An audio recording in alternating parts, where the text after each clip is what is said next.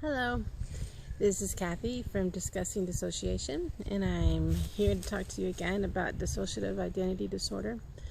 Today I was thinking I would talk about how lots of times when people are dissociative, they might switch in their sleep.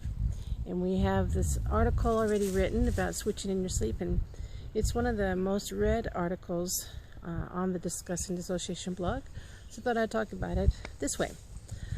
So, lots of people, when they're dissociative, they switch. They switch from one to another, to another, to another, right?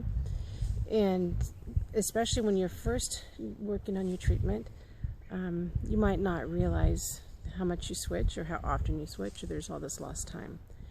And one of the main ways that people with dissociative identity disorder can switch is when they're asleep. It's a bit of a trick because or it feels like a trick, because the person will say, no, I went to bed, I'm fine, I'm not losing any time, I woke up in the morning, nothing happened, I'm okay. Well, what can happen is people can lay down and go to sleep. This can be a nap, this can be at nighttime, this can be, whatever time of day. They lay down and they go to sleep, all right? Snore, snore, snore. They're sleeping. But when you have DID, have you ever noticed that sometimes when one person's asleep, other people are inside awake and they're chattering away? And this might be just on a normal night's sleep.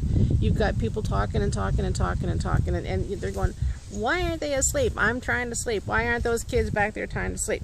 Okay, you got the concept? I know if you're DID, you know exactly what I'm talking about. So, what happens is, when the so-and-so on the outside is going to sleep, okay, somebody else back in there says, aha, they're asleep. Finally, it's my time to come out. So, this person stays asleep, okay, sleeping away. The other one comes out, does their thing, whatever they want to do. Doesn't have to be a scary thing, might be a scary thing. Could just be they want to watch TV. Could be that they want to, have some popcorn. I've tried to encourage many of the parts that come out through sleep just to do some chores or something around the house, some sort of extra something to help out and prove that they were there. They don't usually want to do chores, although I've tried, and you can try, but they'll come out and do their own thing. And then when they're done, they'll go back inside, and everybody will lay down again, go back to sleep, and then the regular person wakes up. They don't even realize they've been up for an hour or 2 or 3 or 10, whatever it is, because they're not aware, because this time in between is sandwiched between sleep. So it's like a sleep sandwich, so to speak. They don't even know that whatever has happened, because as far as they knew, they were asleep the whole time, but they're tired, they're thinking, why am I that tired? I had this weird dream, and they might sort of think that, but they won't necessarily realize that they were actually up, and a different side of them was up, wandering around, walking around, doing whatever. But it's because some parts in your mind will sleep when others are awake, and I don't know how you do this. This is one of those incredible things about DID. I can't answer that. I just know it happens, and so somebody else will. You can use this in a good way, because sometimes if someone needs to have a rest, they can take a rest, and someone else can have a turn.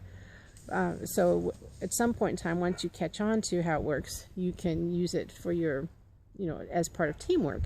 But until you know who each other is and who comes out in the day, who comes out at the night, you might feel somebody passing by you, you might not. You might start looking for evidence that they've been out and doing something in the house. You might leave them a note when you come out. Dear so-and-so, this is Kathy, how are you doing? I heard in therapy you might be coming out at night. Would you care to write me back? See if they do. They might not. But it's an idea of just how to reach those parts that come out when you're asleep. You'll be able to find them in your head too. So don't think that just because you're asleep you can't reach them. Of course they're in there. They're in your system. You just have to look for them, ask for them, feel for them. Lots of times you guys can feel things in your system that you can't necessarily see or sense, but use your senses. You'll feel where they are. So even if they're coming out in your sleep, you can still get to know them.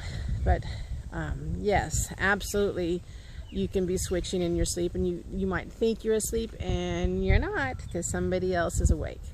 It's not a scary thing. You just got to get to know who they are, and then you can find out what they're doing and what's up and why do they get out at nighttime, or why do they come out when you're asleep, and what's the whole point? Why do they do it that way? You can talk to them about it, and then you'll be steps and steps ahead of figuring out the people in your system. See? So that's a good idea. Everyone I know that's dissociative has people that are active while you think your body's asleep, so it's not unusual. So, okay, I hope that gives you an idea of something to try. Have a good day, have a good evening, have a good nap, and I'll talk to you again another day. All right, this is Kathy from Discussing Dissociation. Talk to you later.